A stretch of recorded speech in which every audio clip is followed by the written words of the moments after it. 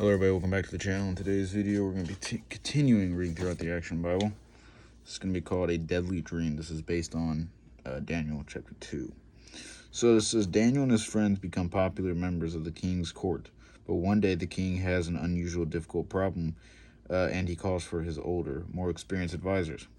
I had a strange dream that is bothering me. I want to know what it means. And he says, of course, your highness. Tell us what you dreamed, and we will interpret it for you. Now, this is what I've decided to do. If one of you can tell me what it was and what it means, I will reward you greatly. But if you get it wrong, I will cut you into little pieces and burn your houses down, which is quite the threat over a dream. He says, we can tell you what a dream means, O king, but no one can tell you what you actually dreamed. Only the gods themselves could do what you asked. Just what I thought. You are deceivers and liars, all of you. You do not truly understand the supernatural. Put these men to death and every wise man in my kingdom.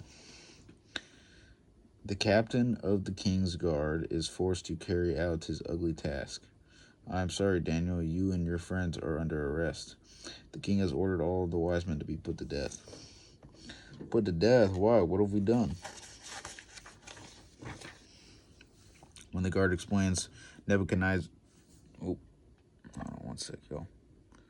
Sorry about that. When the guard explains Nebuchadnezzar's anger,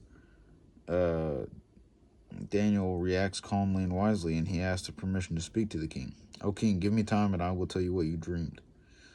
Because, Daniel knows the one true living God that he serves.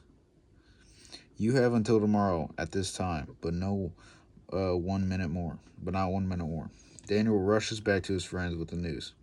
But Daniel, no one on earth can do what you promised to do. It's impossible. You're right. But what is impossible for us is possible for God.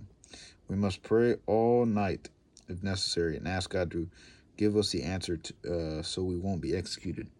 And that's what it is. God is not limited by human means, right? So, as for the 4 young Hebrew praise, God shows Daniel the dream and its meaning. Praise be to God. You give me wisdom to the wise. You reveal mysteries that are hidden and bring light to what was dark. Thank you for revealing Nebuchadnezzar's dream. The next day, have you come to ask for more time, or can you tell me my dream? No man can do what you have asked, but there is a God in heaven who has shown your dream to me. And he didn't take credit for it. He gave the glory to God. No man can do it, but God in heaven can. You saw a mighty statue. Its head was made of gold, its shoulders of silver, and its legs of bronze, and its iron. But its feet were made of clay. Then you saw a large stone strike it at the feet, and the statue, and break it into many pieces. Yes, that's right, but what does it mean? The head of the gold stands for you and your great kingdom. Other lesser kingdoms will follow, but after they will fall, God will set up a kingdom that will never be destroyed. Your God is a God above all gods, and you shall be ruler of the province of the Babylon over all the wise men whose lives you saved today.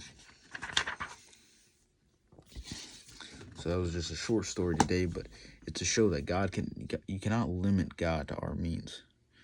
He can do exceedingly abundantly above all that you could ever ask or think. That is in there. All things are possible to he who believes. And I can do all things through Christ who strengthens me. And they believe that. He said, no, I can't.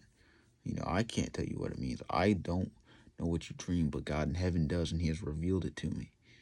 And God saved their lives. And on top of that, and this is even a big part, they are captured. A lot of their men were killed. And, really they should be in prison, but God put them in a comfortable place. They could still praise God. They still get great food, and they're, because they praise God in the downtime, they trust him, and he still takes care of them, even though their home has been destroyed and their people's been captured. And God's still taking care of them because they are faithful and they are true to God. But thank you guys for watching. As always, take it easy, and I'll catch you guys next week.